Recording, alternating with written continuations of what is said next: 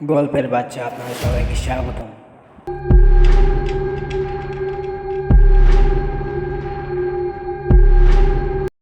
বন্ধুরা, আজকে আমি আপনাদেরকে যে গল্পটা শোনাতে যাচ্ছি সেই গল্পটার নাম হচ্ছে আধার যখন ডাকে।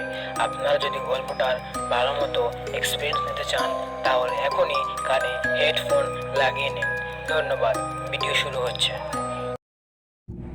একটি বাজ পাখি খা খা করে উড়ে গেল। ত্রন্দার কেমন যেন ভালো লাগছে না। ভয় করছে এমনটা নয়, এটা কি ঠিক ভয় বলে কি না তাও ত্রন্দা বুঝতে পারছে না। হয়তো ভয় আর কৌতূহল এর মাঝামাঝি কিছু একটা মানুষের মাঝে মাঝে বিচিত্র সব অনুভূতি হয়। সেই অনুভূতিটাকে ঠিক কী বলে তা বোধহয় ত্রন্দার জানা নেই। বাইনোকুলার নামিয়ে রেখে ত্রন্দা সুনয়কে বলল, যতটা ভয় তোমরা পাও আমার মনে হয় এই জায়গাটা তেমন ভয়ঙ্কর না। আমার তো ভয় গা কাঁপছে ভাই। তুমি বলেছ তাই এসেছি। আমি আমার জন্মের পর এই প্রথম আমি এই নীলগিরির জঙ্গলে এসেছি। তুমি জানো ঢাকা শহরে এমন একটা জায়গা থাকলে লোকজন অ্যাডভেঞ্চারের জন্য ঝুঁকে পড়তো এই জায়গায়। নেহাত নেই, তা না হলে তোমার মতো পাগলের ভিড় পড়ে যেত বলেই হা হা করে হেসে উঠল সুনয়না। সুনয়না ত্রন্দার জেঠতুত বোন। নামের সাথে মেয়েটার অনেকটা মিল রয়েছে। সুশব্দের অর্থ সুন্দর আর নয়না মানে চোখ। সুনয়নার চোখ দুটো সত্যি খুব সুন্দর, মনে হয় যেন দিঘির টলটলে জল, তার মাঝে কাজলের ন্যায় কালো মণি। এর চুলগুলো খুব বড়। ত্রন্দার মাঝে মাঝেই মনে হয় তাকে ঠিক এর পাশে মানাচ্ছে না। লম্বা বেনি করে চোখে কাজল পরে মেয়েটা সবসময় কি সুন্দর ঘুরে বেড়ায়, অথচ ত্রন্দার ঠিক বিপরীত। ঘাড় অবধি চুল, চোখে একটা মোটা ফ্রেমের চশমা, গায়ের রং শ্যামলা, সারাক্ষণ একটা বাইনোকুলার নিয়ে ছোটাছুটি করে। সুনয়নার নামটা বড় হওয়ায় তাকে বলে ডাকে ত্রন্দা। মেয়েটা খুব ভালো। প্রতিবার গ্রামে আসলে সুনয়নার তাকে ঘুরিয়ে ফিরিয়ে দেখায়। তবে মেয়েটা একটু বোকাশোকা টাইপের, সারাক্ষণ কেমন ভূত প্রত্যয়া ডাইনি এসব বলে বেড়ায়। তবে এবারের ত্রন্দার ইচ্ছেটা ছিল অন্যরকম। সে সুকে অনুরোধ করেছে তাকে যেন আরই পাহাড়ে নিয়ে যাওয়া হয়। এটা অবশ্য পাহাড় না, রিনা নয় পাহাড় নামকরণ করেছে। জায়গাটায় ত্রন্দার পছন্দ হয়েছে।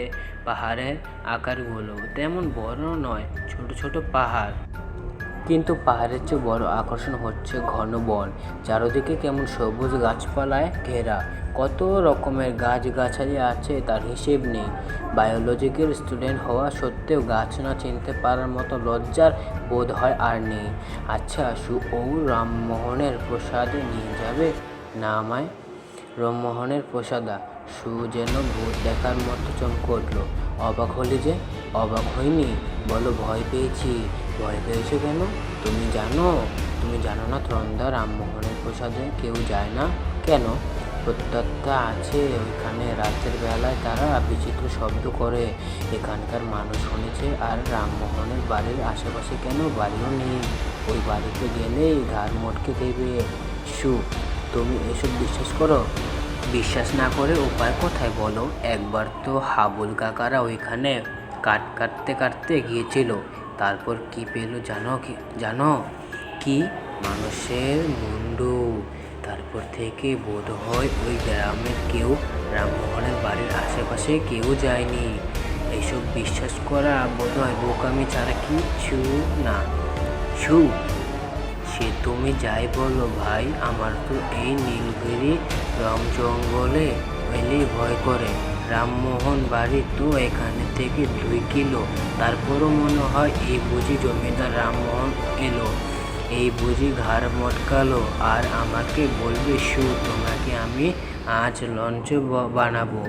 লাঞ্চ বানাবো। ত্রন্দা সুনয়নার দিকে তাকিয়ে থাকে। আমার কথা তোমার বিশ্বাস হচ্ছে না তন্দ্রা? বিশ্বাস অবিশ্বাস পরের কথা, কিন্তু আমার জায়গায় অন্য কেউ থাকলে এমন নিশ্চয়ই হাসতো। আমার কথাগুলো তোমার কাছে হাসির মনে হচ্ছে? তন্দ্রা মুখ গোমরা করে বলল তার মানে আমার একটা কথাও তোমার বিশ্বাস হচ্ছে না? আরে না সু, আমি দিব্যি বিশ্বাস করেছি তোমার কথা। তাই বলো, তুমি তো দেখি আমার কথা পাত্তাই দাও না। সারাক্ষণ কেমন বইয়ে মুখ বুজে বসে থাকো, আর এই বিচ্ছিরি যন্ত্রণা চোখে লাগে এদিক ওদিক দেখো। এসব ভালোবাসা তোমার আমার তো একদম ভালো লাগে না। মেয়ে মানুষ সারাক্ষণ সেজে গুজে ঘুরবে, তাই না বয়ে মুখ গুজে থাকো। তন্দ্রা সুতন্দ্রার দিকে তাকিয়ে দেখে তন্দ্রা কেমন চোখ দুটো বড় বড় করে কি যেন দেখছে। সু উল্টো দিকে ঘুরতে দেখে ওদের পাশের চোপে কি যেন নড়ছে। আপনারা এখন দেখলেন আধার যখন ডাকে। আপনারা যদি এরকম আরও মজার মজার ভিডিও পেতে চান তাহলে এখনই সাবস্ক্রাইব করুন গল্পের বাদশাকে। আর ভিডিওটি ভালো লাগে থাকলে আপনারা লাইক, কমেন্ট, শেয়ার, সাবস্ক্রাইব করবেন। ধন্যবাদ।